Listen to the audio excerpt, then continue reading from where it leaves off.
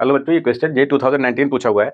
इस क्वेश्चन बोल रहा है कि एक सॉलिड स्फीयर है जिस पर चार्ज Q है और उसके बाहर एक कॉन्सेंट्रिक हॉलो स्फेरिकल शेल है। ठीक है, इस पर कोई चार्ज नहीं है और इस टाइम पर इसके और इसके सरफेस का जो पोटेंशियल डिफरेंस है वो V है। ऐसा क्वेश्चन बोल रहा है। अब बोल रहे हैं अब बाद में इस पर -3Q चार्ज अगर दे दे तो अब पोटेंशियल डिफरेंस कितना हो जाएगा, ये क्वेश्चन है। ठीक है, अब इस क्वेश्चन को आप कैसे करोगे, जरा सा दिमाग लगा लो। अगर आप करना चाहो तो मैं इसको कैसे करूंगा, मैं सीधे आंसर लिखूंगा और इसको सॉल्व करने की जरूरत ही नहीं है।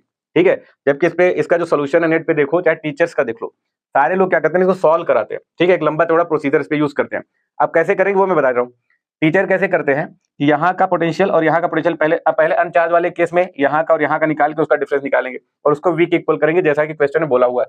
ठीक है, फिर -3 को चार्ज देने के बाद फिर यहाँ का और यहाँ का पोटेंशियल डिफरेंस निकालेंगे और फिर दोनों को कंपेयर करेंगे, पहले कितना था और बाद में कितना हो गया। क्वेश्चन में यही बोल रहा है। ठीक है, इस चार्ज को देने के बाद कितना हो गया तो उसको कंपेयर करेंगे, तो ये 2-3 मिनट का क्वेश्चन बन जाता है।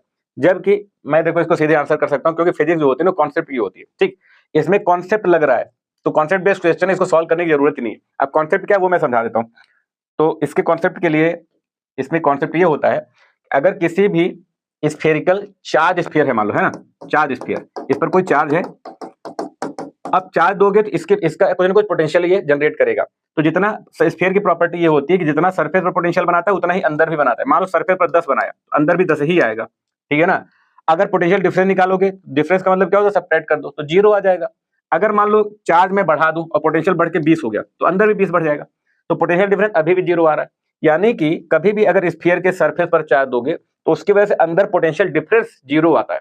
ठीक है, आप कुछ भी चार्ज दे दो, चार्ज बढ़ाओगे अगर यहाँ 30 करोगे तो यहाँ भी 30 हो जाएगा, फिर 0 आ जाएगा। ठीक, तो यही कॉन्सेप्ट यहाँ पर लग रहा है। इसी कॉन्सेप्ट को ध्यान में रख के जेईई ने डिजाइन किया है क्वेश्चन को, तो सॉल्व करने की जरूरत नहीं है। कैसे, यहाँ पर ये बोले पहले अनचार्ज था तो पोटेंशियल डिफरेंस V था। ठीक है, पहले अनचार्ज था तो पोटेंशियल डिफरेंस क्या था, V था। अब बाद में इस पर -3 को चार्ज दे दिया बाहर वाले पर, तो अब इस पर अगर चार्ज दोगे तो जितना ऊपर चेंज करेगा उतना ही अंदर भी चेंज कर देगा। तो यानी इसकी वजह से तो पोटेंशियल डिफरेंस 0 ही रहने वाला है। आप कुछ भी यहाँ पर चार्ज दो बाहर वाले पर, वो पोटेंशियल डिफरेंस को चेंज नहीं करेगा। अगर यहाँ बढ़ेगा तो अंदर भी बढ़ जाएगा, है ना, कम होगा तो अंदर भी कम हो जाएगा। तो -3 क्यों दो, 50 क्यों दो, 100 क्यों दो, अगर बाहर, तो ये बात ध्यान रखना, बाहर वाले सरफेस पर चार्ज देने से पोटेंशियल डिफरेंस चेंज नहीं होता। ठीक है, थैंक यू। तो लाइक और सब्सक्राइब फ्री में होता है, आप करना चाहो तो कर सकते हो।